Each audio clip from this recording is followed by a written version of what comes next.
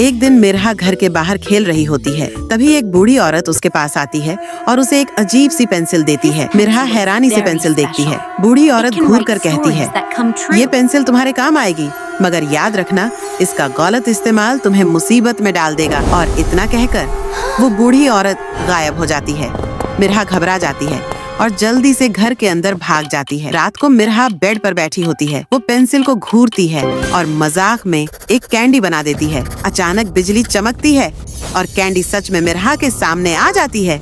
मिरहा के चेहरे पर खुशी फैल जाती है। वो एक्साइटेड होकर और चीजें बनाने लगती है। टॉयज, चॉकलेट्स, गिफ्ट्स और सब चीजें उसके सामने आ जाती हैं। मिरहा हंस रही होती है, लेकिन अचानक पेंसिल अपने आप चलने लगती है और वो खुद से एक भयानक चुड़ैल ड्रॉ कर देती है।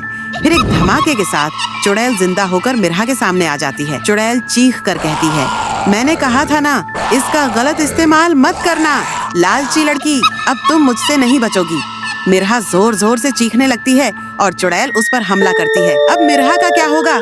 अगला पार्ट देखने के लिए चैनल को सब्सक्राइब करना ना भूलें।